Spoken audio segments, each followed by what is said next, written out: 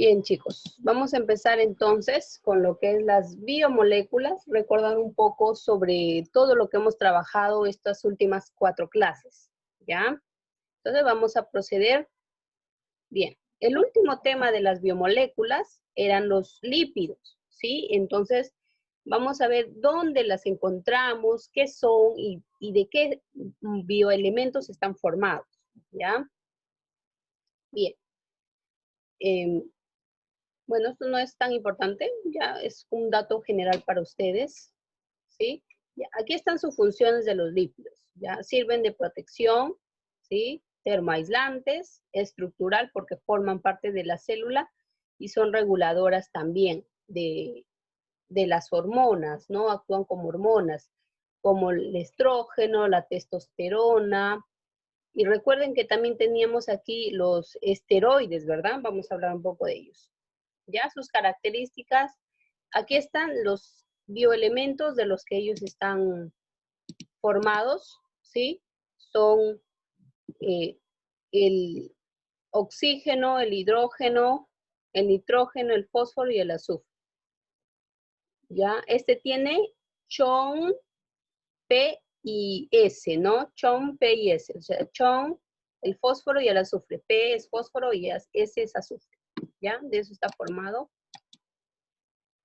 Bien, esto también es importante recordar su clasificación.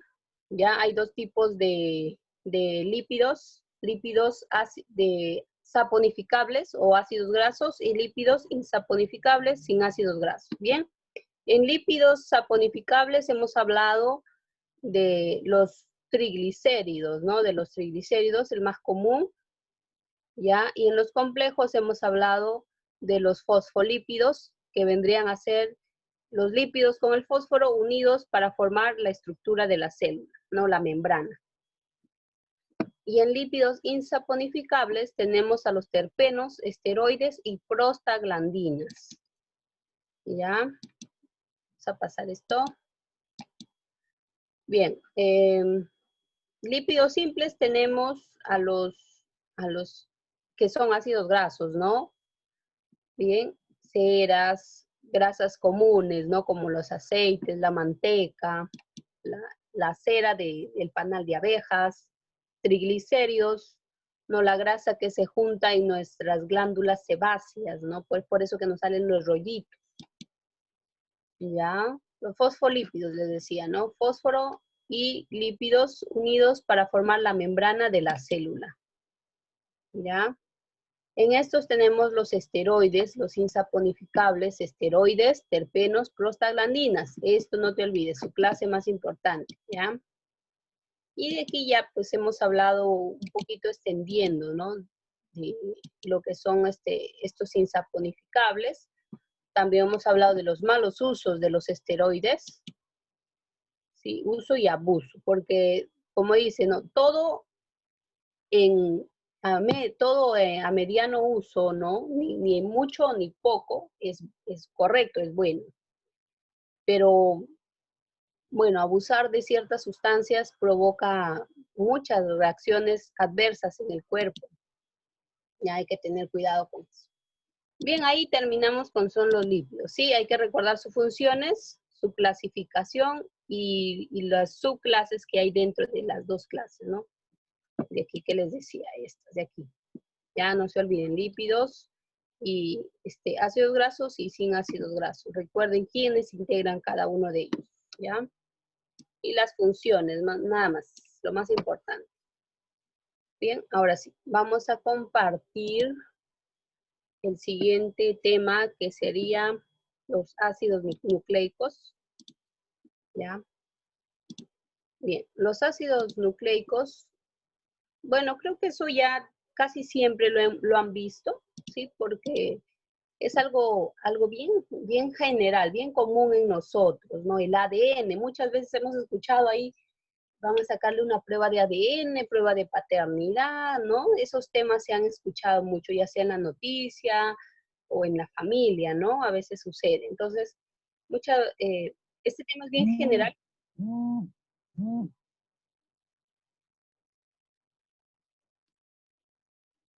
Este tema es bien general, Entonces vamos a repasar, ¿ya? Lo que debemos recordar. Bien, esto quiero que recuerden. A ver, se me pasó la diapositiva. Quiero que recuerden las bases nitrogenadas, ¿sí? Bases nitrogenadas de los ácidos nucleicos. O sea, el ADN tiene citosina, guanina, adenina, timina. Y el ARN tiene citosina, guanina, adenina y uracilo, ¿no? También le dicen de esa manera. Entonces, diferenciar que el ADN tiene timina y el ARN no tiene timina, sino uracilo. ¿Ya? Eso es lo que quiero que recuerden también. Si quieren tomar apuntes, a buena hora. ¿Ya? ¿Qué son? Ya saben ustedes, ¿no? Son polímeros, etc. ¿Ya? Su historia también les hablé, quien lo descubrió esto de los ácidos nucleicos, no fue Watson y Crick, ¿no? Ya,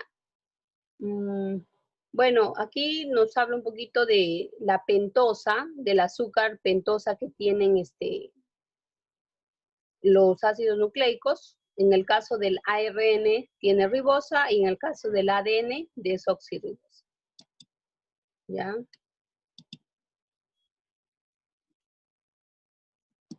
Y aquí está. Bien, ahora, también quiero que recuerden un poco sobre las mutaciones del ADN, ¿sí? ¿Por qué se da? ¿Por qué? ¿Cuáles son los fenómenos o factores o agentes que producen las mutaciones? Ya eso quiero que se recuerden. Por ejemplo, las radiaciones, las sustancias químicas, ¿no? Que pueden afectar un normal desarrollo de un nuevo ser vivo. ¿Ya? Y su función del ADN, del ARN, ¿no? Que es el ayudante. Y no te olvides sus bases nitrogenadas, ¿ya? Y esto es en general, ¿ya? ¿Qué función cumple el ADN, no? Bien, expresión. En funciones del ADN, no te olvides, su mayor función sería contener el material genético o la información genética, ¿sí? Contener la información genética. Esa sería la función principal del ADN, ¿ya? Los demás son secundarios. Estoy dando claves. Ya, listo. Entonces pasamos a lo que es los niveles de organización, nuestro tercer tema. Niveles de organización de todo ser vivo. Sí, aquí creo que ese tema está un poco fresco ya, más fresquito. Bien, vamos a ver. Tenemos 3 niveles de organización, ¿sí? 3 niveles. Tenemos el nivel químico, biológico y ecológico, ¿ya? El nivel químico tiene 4 subniveles, ¿sí? El bioelementos, ya sabemos de qué son los bioelementos, ¿no? Los elementos que pueden estar en los seres vivos. Las biomoléculas es ya la formación o unión de elementos para formar moléculas, pero que también integren al ser vivo, ¿no?